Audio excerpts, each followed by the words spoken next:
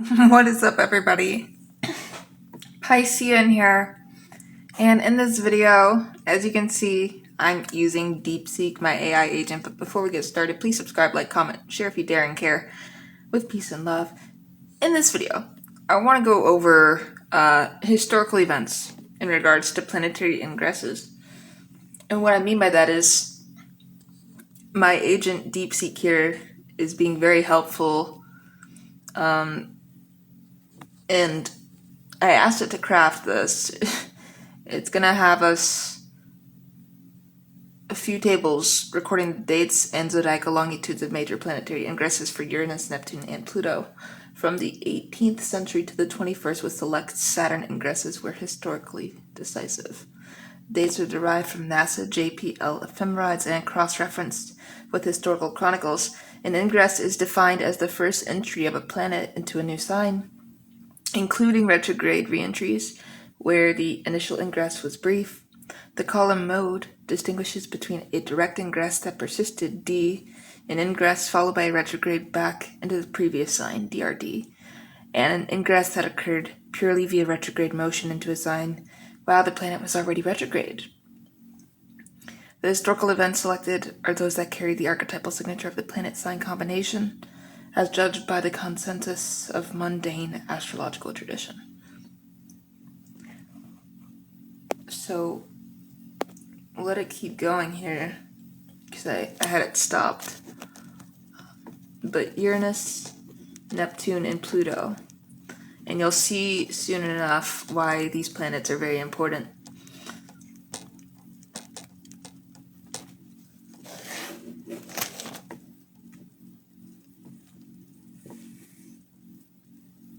This is something I've been wanting to do for a while. I didn't know how to format it, though. But I'm getting into astrological tables, if you will call it that. Advanced astrological tables. And the technicalities of everything, like the details. So how I'm going to show this to you is, let's do this, hold on my docs.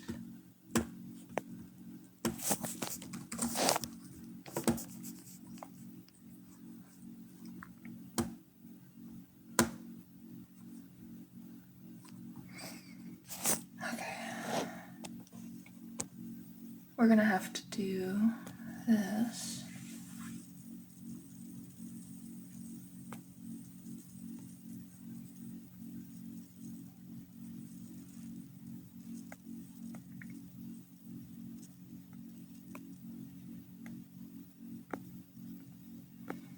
Let's go for Times New Roman.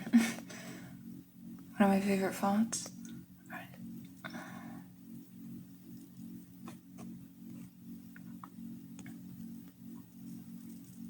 Let's go here.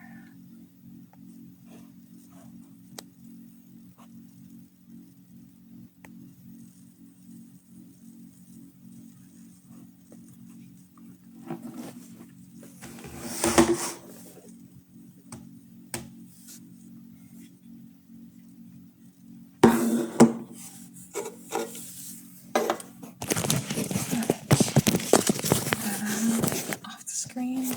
Oh my gosh, so much is happening. Okay, here's what we want. And guys, this is really exciting for me.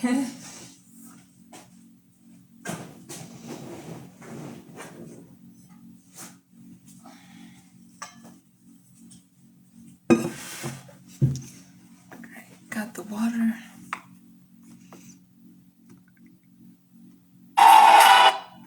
Ooh, sorry about that. Did not mean to play that. Alright, so we're gonna get started here. Now, ignore the fact that it says Appendix C, that's irrelevant. We were talking about something else before that, but what's really important is this. All right. So, a chronological concordance of outer planet ingresses and mundane correlates. Now we even get our preliminary notes on method.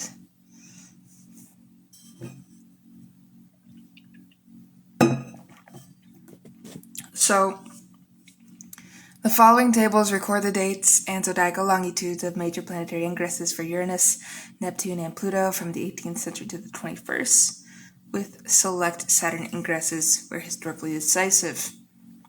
All right. So, first we're going to go over Uranus ingresses from 1781 all the way until 2100. Uranus was discovered in 1781 at 24 degrees Gemini. Prior ingresses are computed retrospectively. So we have our date of the ingress, which, there you go. And we have when Uranus entered. We have the mode key and historical correlates. All right. So if we just look from 1809, 1802, 1795, 1788, and 1781. So 1781 is when Uranus was discovered. March 13th, Gemini, 24 degrees. So mode key was D. The discovery of Uranus, American Revolution climax, and the historical correlate here is Kant's critique of pure reason. And then we see 1788, January 20th, Cancer, mode D, French pre-revolutionary financial crisis, the first British settlement in Australia. 1795, May 2nd, Leo, Directory era, Napoleonic rise, first smallpox vaccination, all right? In 1802, specifically in July, Napoleonic reforms, Louisiana Purchase, and Dalton's atomic theory. 1809, in October specifically, Napoleonic Wars began, and peaking is what I meant to say. Napoleonic Wars began peaking, specifically October 7th, Libra. Uranus entered Libra. Okay? So we're paying close attention. We see that when Uranus was in Cancer, there was a financial crisis with the French pre-revolutionary financial crisis. And the British settled for the first time in Australia. Homeland. All right? And then we see when Uranus is in Leo, we have someone coming to power. Some pioneer, if you will. And it doesn't mean I believe he was. He just had the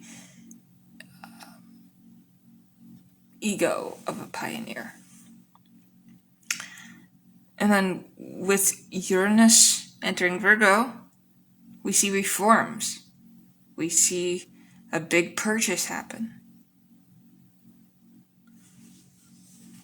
Like a literal state. And with Uranus in Libra, we see wars beginning to peak with Napoleon and his crew. And the Latin American independence movements began. This is what I'm just repeating myself here because it's baffling to me that people still can't comprehend astrology does make sense. When you actually think about it.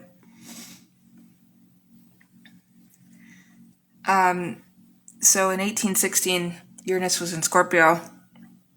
It was a year without a summer. Economic depression. Frankenstein was published. A year without a summer. That is very scorpionic. It's very cold. Even though it's not an air sign, it is a cold water sign. Right, we're going down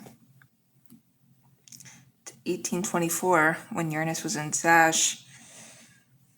Monroe Doctrine, Beethoven's Ninth Symphony, and the first railway opens.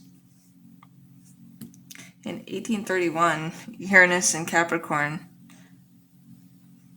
July Revolution, Faraday's electromagnetic induction, slave trade, abolition. Uranus in Aquarius in 1838, Chartist movement, telegraph demonstrated in First Opium War. Uranus in Pisces in 1845, Irish potato famine begins, Communist Manifesto, California Gold Rush.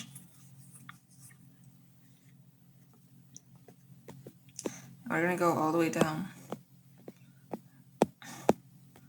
Like, for real, I'm proving to you right now that astrology, we've seen it in history time and time again.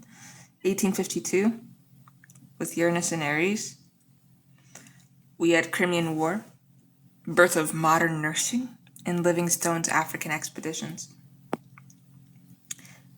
In 1859, with Uranus in Taurus, Darwin's Origin of Species, oil drilled in Pennsylvania, Italian unification. 1866, with Uranus in Gemini, Austro-Prussian War, transatlantic cable laid, dynamite invented.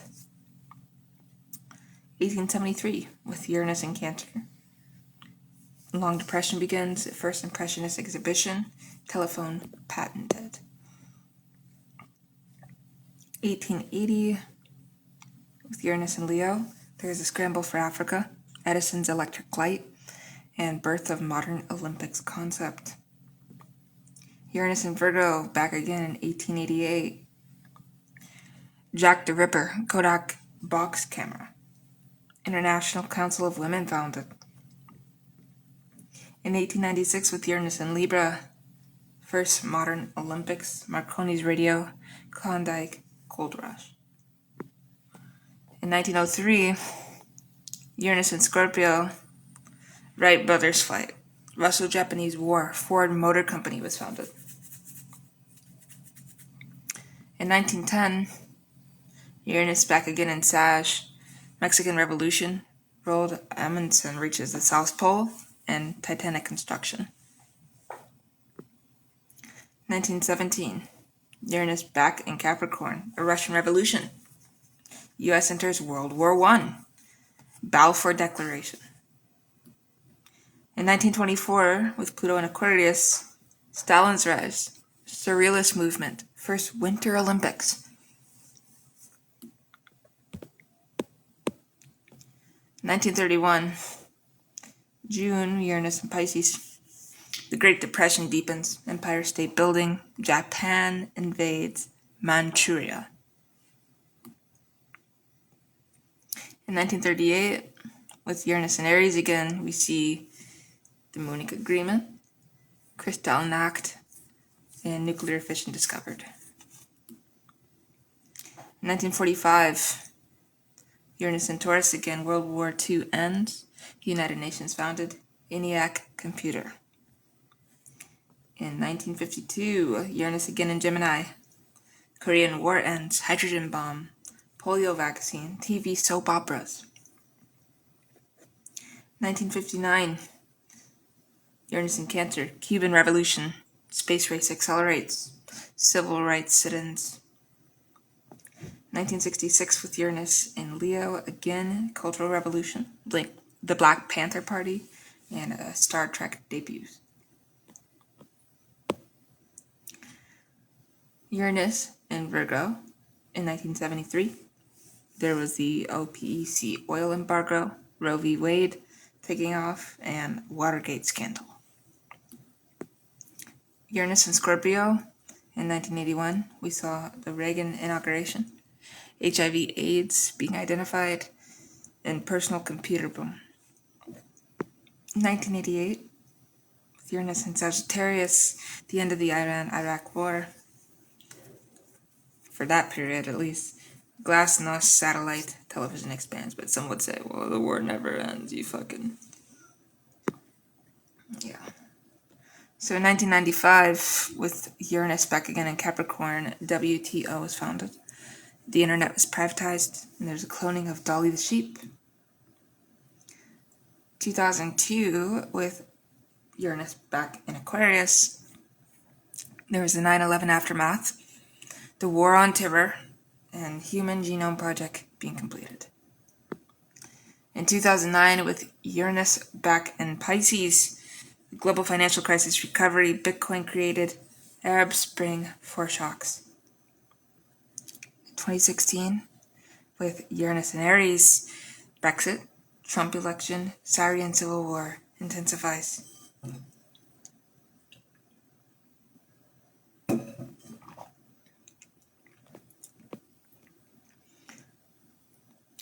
In 2023, Uranus in Taurus, we see AI large language models, cryptocurrency volatility, Ukraine conflict. By 2030, we project, with Uranus and Gemini, anticipated radical communication shifts like neurotechnology and your AI agent, and it sounds like it's a real human being because there's phone calls in the back like ringing, like someone's calling and you're talking to someone in a fucking call center when really it's a robot. And guess what? He has no emotions. It isn't even a he, it's an it. So that is very Pluto and Aquarius. Alright, 2037. Oh, also, with Uranus and Gemini, redefinition of speech. So that could mean communicating via smoke signals. I don't fucking know anymore. By 2037, we predict, with Uranus and Cancer, redefinition of the home. Redefinition of America in general. I'm telling you, America's going to be something completely different by 2037. It may not even have the name United States. Your home, your family, and nationhood, as well as climate migration. 2044, with Uranus and Leo, we project creative and leadership transformations. Fusion energy, perhaps, would make sense. 2051, with Uranus in Virgo, we're going to project the global health and labor reorganization, AI integration, and daily work. By 2051, it's already going to be normal than it already is now. There's still some people that are like, oh, I'm scared, but by 2051, it's not going to be an I'm scared. It's going to be you're going to have to do what you need to do. All right, 2059. With Uranus and Libra, we project law and partnership revolution, space governance treaties, perhaps. I know that's stretching, but that is reaching, but I'm having fun.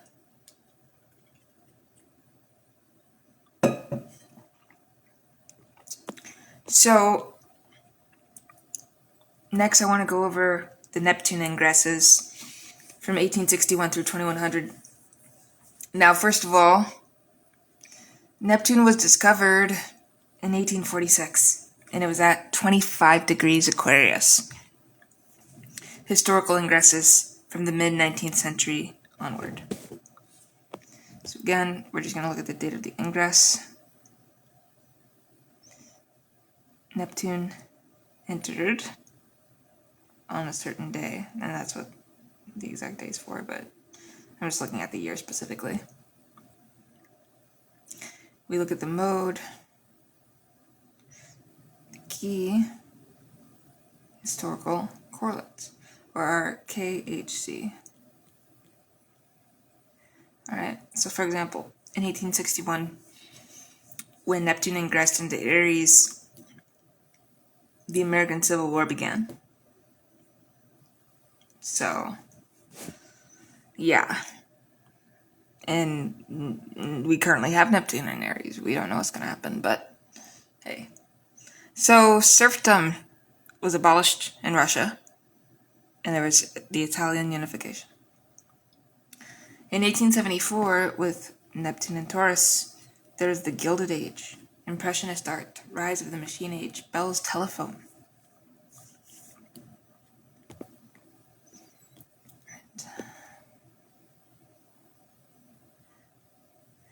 1887 was Neptune and Gemini.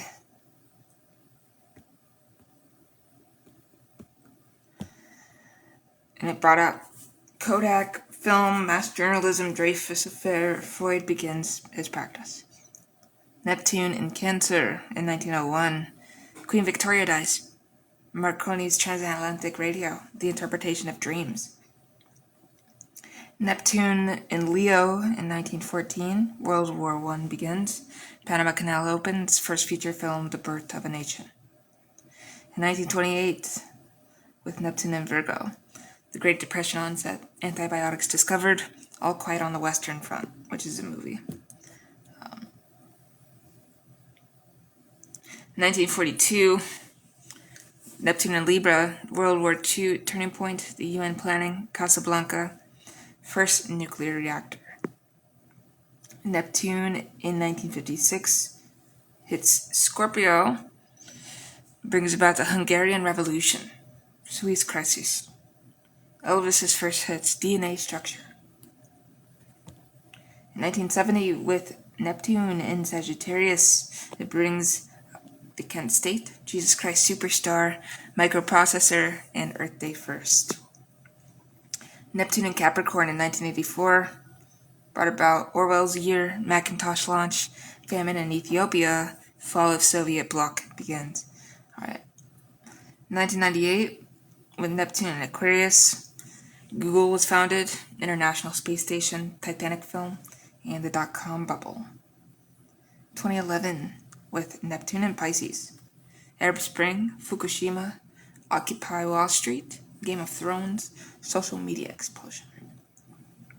2026, by the end of it, we'll see, my expected dissolution of old warrior identities, alright? A new spiritual militancy, post-truth crisis peak. 2039, with Neptune and Taurus, we project reevaluation of material value, nature-based spirituality, resource wars, or reconciliation. 2052, Neptune and Gemini, we project telepathic technology, mass disinformation, and new forms of communication. And by that I mean, NHIs, non-human intelligences. Alright, 2065. Neptune and Cancer, we predict redefinition of homeland, climate refugees, new tribalism. 2078, with Neptune and Leo, we predict speculative cultural renaissance, celebrity culture transform, and AI creativity will boost off.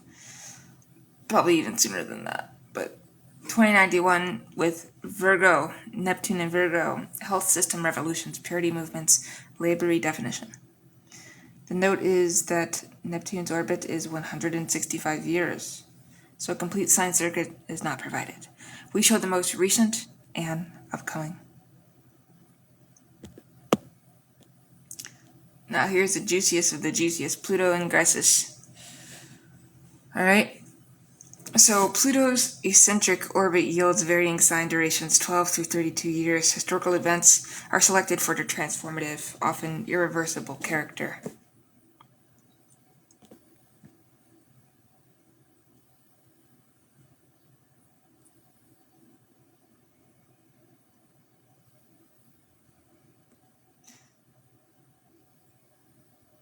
And when I say the mode it entered, we're just talking about whether it was retrograde or not. So I think I talked about that before. So this means it was direct, retrograde, direct. Alright? So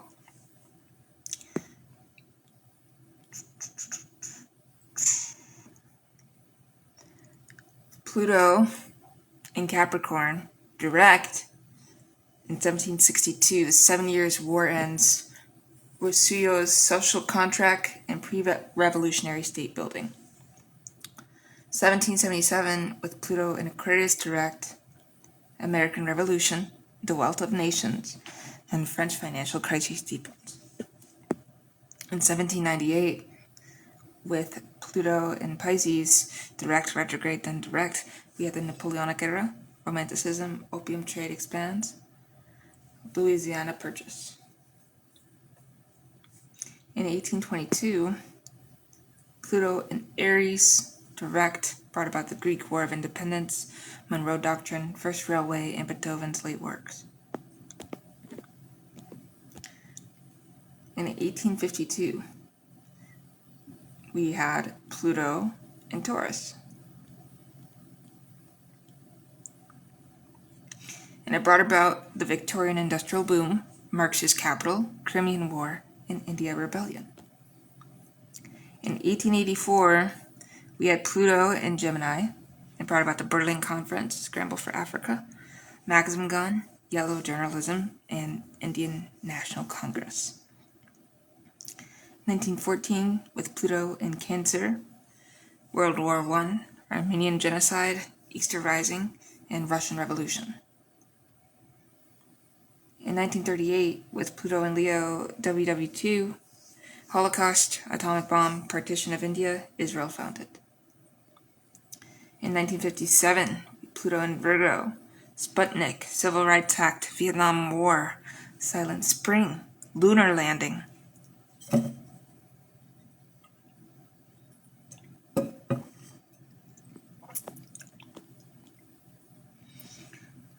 In 1971, with Pluto in Libra, there is the end of the gold standard, Watergate, the era movement, Khmer Rouge, and punk rock. In 84, Pluto in Scorpio, there is the AIDS crisis, stock market crash, followed by the Berlin Wall and Soviet collapse, as well as the Satanic Versus. In 1995, with Pluto in Sag, there's WTO, Harry Potter, 9/11, the Iraq War, Great Recession lead up. 2008, with Pluto in Capricorn, there's global financial crises, Arab Spring, Brexit, Trump, and from that we saw COVID-19. 2024, with Pluto in Aquarius, Ingress, we see AI mainstreaming, institutional reset, information warfare, and a new social contract. In 2044, with Pluto in Pisces, I would say we are going to see anticipated dissolution of boundaries, like more VR, more AI agents, more robots, more spiritual revival, ecological crises, possible aliens. But hey, Pluto in Aries yet again in 2068 predicts a new pioneering age, possible space colonization conflicts, radical individualism. 2099, with Pluto in Taurus, predict resource-based economies, asteroid mining, revaluation of Earth's wealth. And by 2127, with Pluto in Gemini, post-human communication, collective mind, and quantum networks.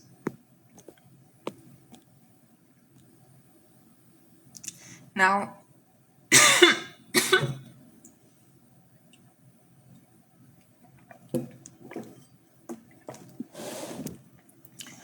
we're going to look at significant Saturn ingresses, accompanying the outer planet ingresses.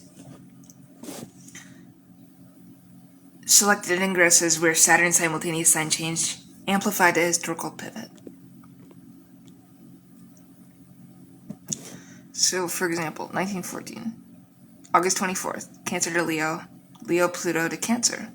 So, May 1914, we saw WW1, Total War, and the end of old empires. 1939, July 6th, Aries to Taurus, Taurus Pluto to Leo. August 1938, WW2, Economic Mobilization. We're looking at the date Saturn entered. And then we're also looking at the concurrent outer planets.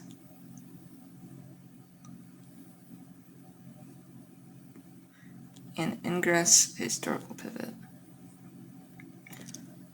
Alright. And then moving down, we see 1985, Saturn, Scorpio to Sagittarius, with Sagittarius, Pluto, and Scorpio. Gorbachev, Perestroika, end of Cold War. 2008, September, Virgo, Libra, Libra, Pluto, Capricorn, global financial collapse and regulatory overhaul. Saturn and Capricorn to Aquarius, Aquarius, Pluto, and Capricorn. Excuse me, I didn't mean to say Saturn. It brings about COVID-19, digital leap, social justice movements, Pluto and Capricorn, and then ingressing. Pisces, Aries, Aries, Pluto, Aquarius, redefinition of sovereignty and new war paradigms.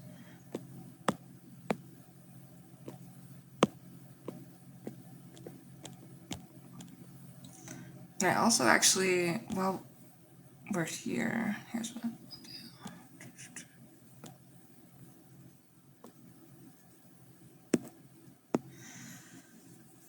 I've been working really hard on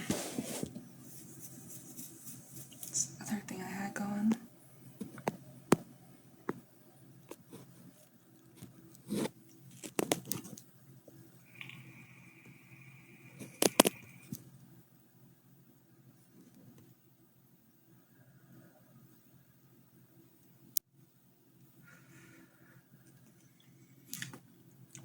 I want to see if I can actually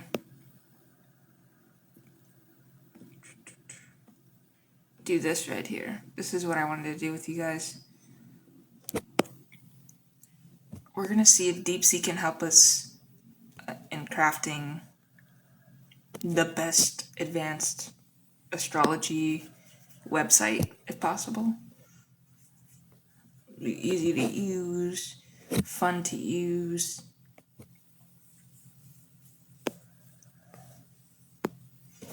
So if I say help craft a genius advanced astrology based website with multiple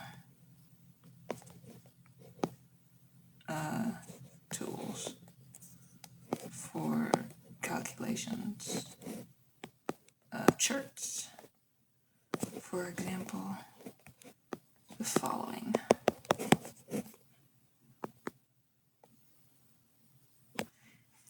And this is where DeepSeek gets fun because they have an expert mode on here, but they also have like your basic mode. Think is on, search is on. It's a totally free app. I don't think anyone has to pay money for it, to my knowledge. Uh-oh.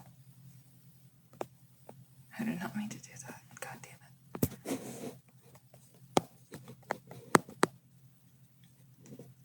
Yes, advanced astrology.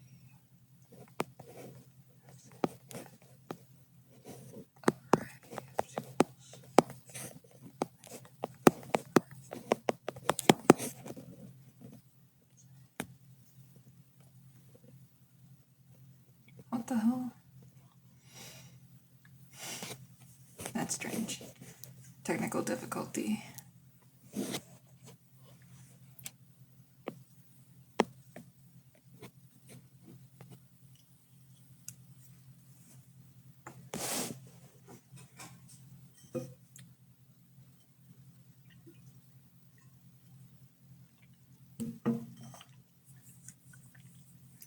So hopefully it can understand what I meant when I said you should add like multiple different tools so that people aren't fucking confused when they're using it. And a lot of people just don't like astrology because they're confused by it, which is sad, but it's like me and math. I don't like math, but you gotta learn it if you want to be truly successful, because you need to know how to budget and handle money.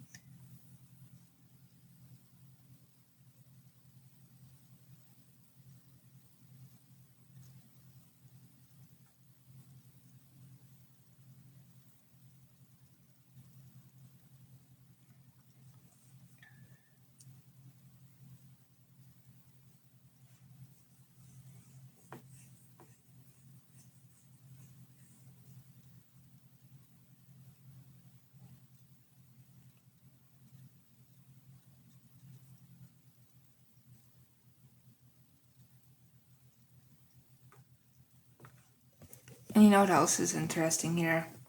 DeepSeek thought for 18 seconds.